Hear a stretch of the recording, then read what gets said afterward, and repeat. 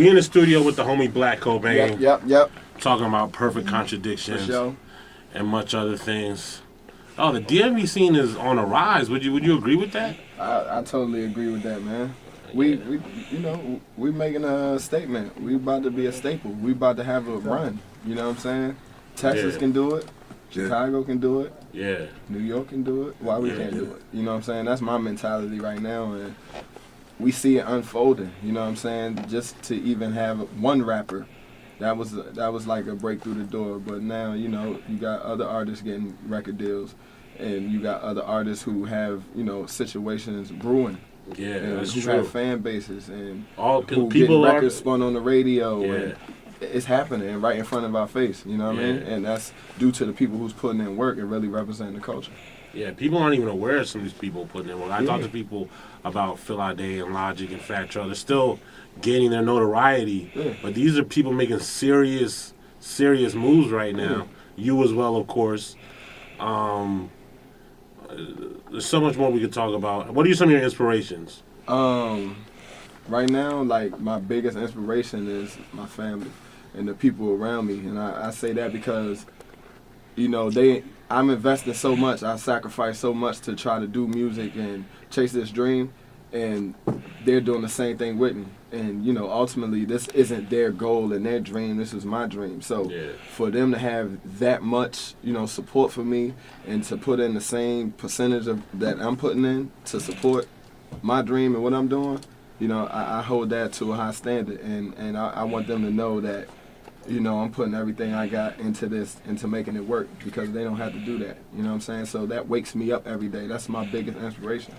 Yeah, that's a real nigga response right there. Because we were talking about guy code and honor. That's real. And honor is dead. But if family's not first in your code, what do you? If God and family ain't first, what are you really about? I mean, that's what it's about. You know, this thing is a business. It's a hustle. You know, at the end of the day, you gotta know what you're doing it for. I'm trying to do this to provide and to, you know, give people jobs around me and uplift other people and let them know that this is possible, you know, starting from the open mic scene to going on 3 tours to putting out mixtapes that's getting 100,000 downloads to Fats having a song that's spinning on the radio like every hour on the hour to, you know, people throwing their own shows here and they selling out. And these are artists that's from here. Like, let's go. Let's get on the ball. Let's do it.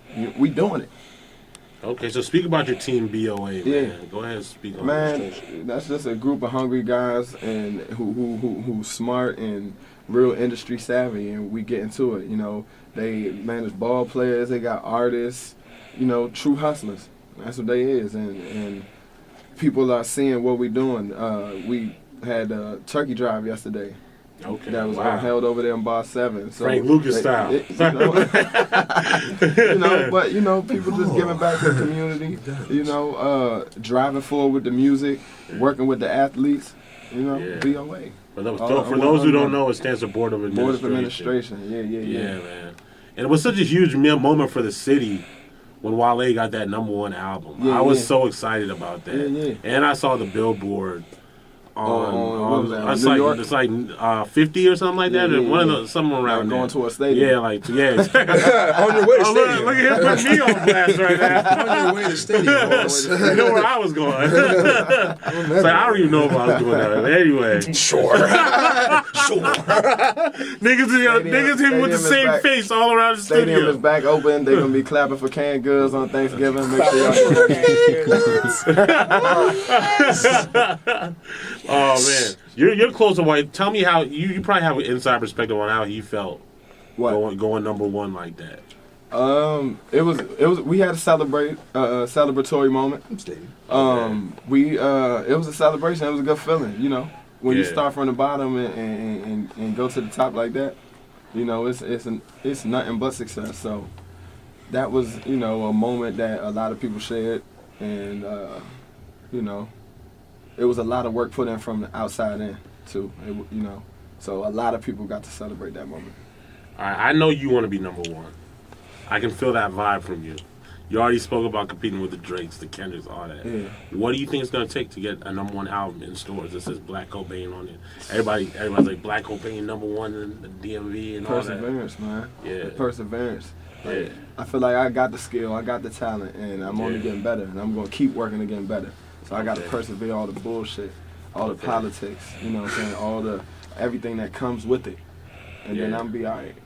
I feel you. It ain't no stopping. Yeah, and that's what they say a lot about being successful. Is it goes to those you gotta have who faith. are just not willing to quit. You gotta have faith. You Yeah. gotta have faith in what you're doing. You gotta believe in that shit, And even when nobody believe in it. Okay. Yeah. And I know you've experienced some great moments in your career already. Yeah. Just share some highlights, some really dope moments that happened. I've been on 3 tours nationally.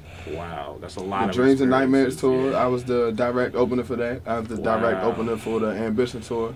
Okay. I got to go overseas and work with Mark Ronson out in London. Ooh. You know what I'm saying? So, and I just got off the What Dreams May Come True tour with J. Cole and Wale. So, you know, I've been doing my fair share of work. And I'm not the type to, you know, always have a camera around and all that. And I kind of live in these moments and let people into it by the music. You know what I'm saying? So I'm slowly getting the aspect of what you got to do outside of just making music to be a successful artist. You know what I mean? So let's pause and make a station ID right now. This is WMUC Digital, broadcasting live from the University of Maryland in College Park. They call me DJ Boss Player. Got Boss Player. B-Man up in here, DJ Dope Star, DJ Tech, and of course Black Cobain is being interviewed right now. Yes, sir. You're now tuned into Hip Hop's favorite place to hang out. This is the Hip Hop Corner. Now, you just talked about the tours. Did you get to travel much before you had gone on tour? Did I get what? Get to travel much before you had gone on tour? I ain't traveled that much. So what was that like for you, like to just it was be seeing all life changing. that? Yeah, it was life changing. Definitely to be able to go overseas, that was way different. Before the mic was my profession. Before hip hop and rapping was my profession, I never traveled that much. I've probably been to like North Carolina, New York. You know what I'm saying? What did you do before you were rapping? What did I do? Yeah.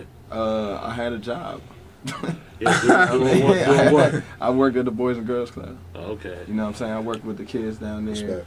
And had programs, different basketball programs. I ran the whole sports league for the Boys and Girls Club. There was a lot of kids that came through there down in Woodbridge.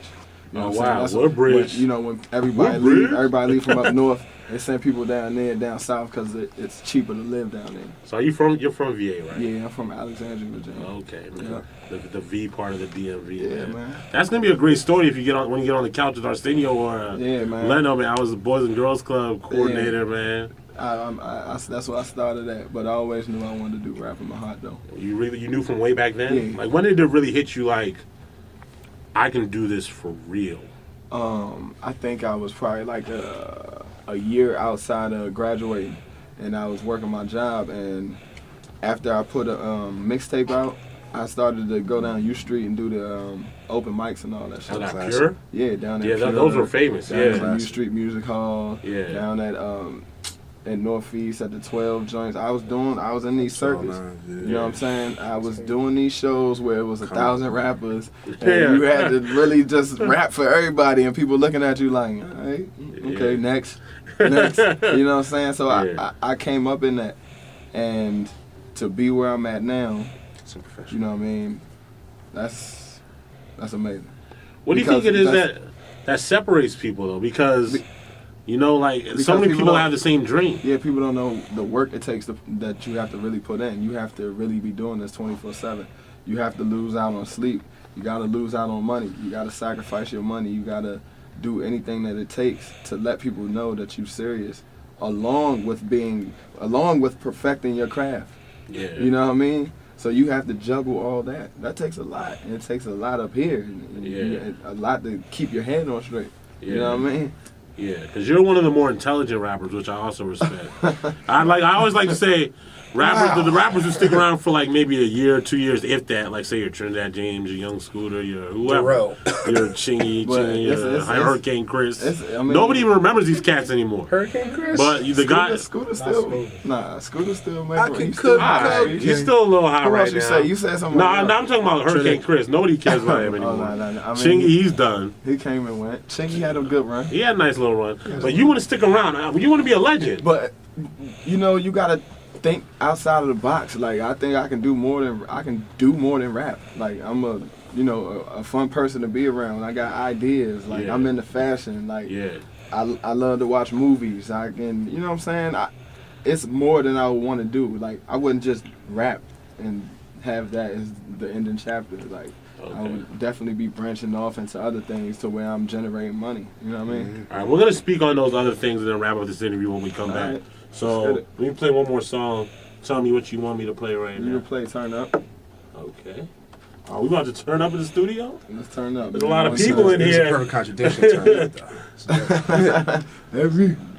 Oh, it's featuring. What the fuck was that? Featuring that fat fool, fat was Joe. that, yeah? Slutty Boys on this one. Oh man. Stay tuned, y'all. It's the Hip Hop Corner.